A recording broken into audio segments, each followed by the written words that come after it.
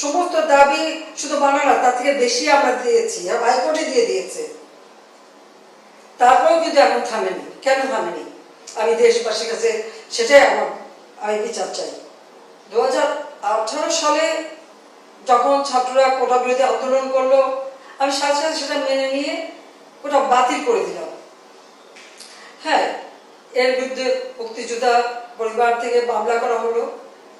সেই মামলার রায় হলো এই 2024 সালের 5 জুন। সরকারের পক্ষ থেকে আমরা অ্যাপিল করলাম।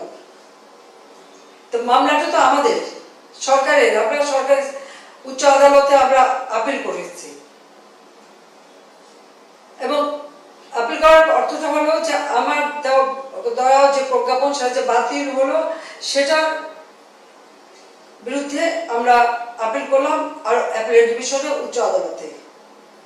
তারা সেটা হাইকোর্টের রায়টাকে স্থগিত করে দিয়ে একটা সময় দিল যে এই সময়ের মধ্যে আলোচনা হবে, মানে তারা কোর্টের সকলের বক্তব্য শুনে সিদ্ধান্ত নেবেন। আমি ওই কোটা আন্দোলনকারী থেকে শুরু করে দেশবাসীকে একটু বললাম যে একটু ধৈর্য ধরতে হবে। আদালত যখন নিয়েছে, আর এটা তো সরকারের করা মামলা, আপিল তো সরকার করেছে, কাজে তাদের ধৈর্য ধরতে হবে এবং তাদের যেটা প্রত্যাশা সেটাই পূরণ করা হবে। তারা হতাশ হবে না। আমি এই আশ্বাস দিয়ে তাদেরকে বললাম বিরত করতে থাকতে, কিন্তু সেটা করলো না। আর এরই সুযোগ নিয়ে সেই 17 জুলাই থেকে যেভাবে ধ্বংসাত্মক কার্যকলাপ শুরু হলো, যে স্বাধীন দেশটাকে মানুষ তো বঞ্চিত ছিল, প্রায় 29টা বছরই তো বঞ্চনার ভোগ করেছে। মাত্র 15 বছরের মধ্যে আমি যেভাবে দেশটাকে গড়ে তুলেছি, কি না করেছি মানুষের জন্য।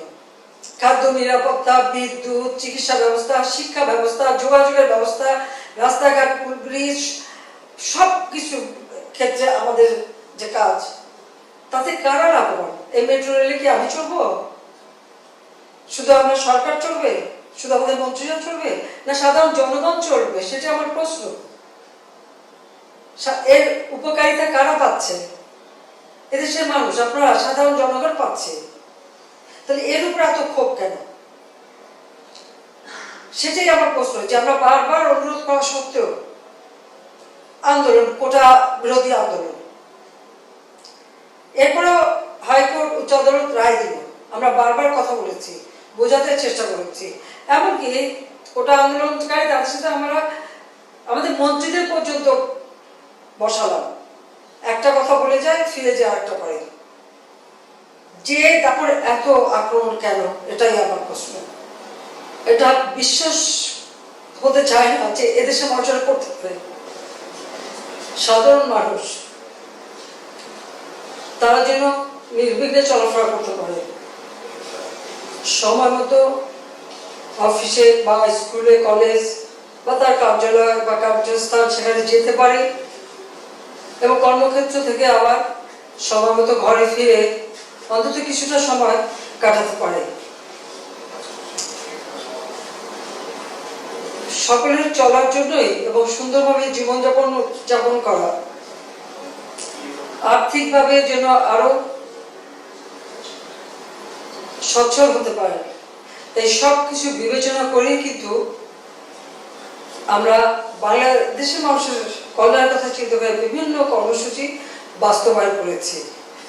এটা এমন না যে একদিন হঠাৎ করে হয়েছে। আমরা আওয়ামী লীগ করি, বাংলাদেশের স্বাধীনতা জাতির পিতা বঙ্গবন্ধু শেখ মুজিবুর রহমানের নেতৃত্বেই আমরা অর্জন করেছি। দুঃখী মানুষের মুখে তিনি হাসি ফোটাতে চেয়েছিলেন, কিন্তু শেষ করতে পারেননি।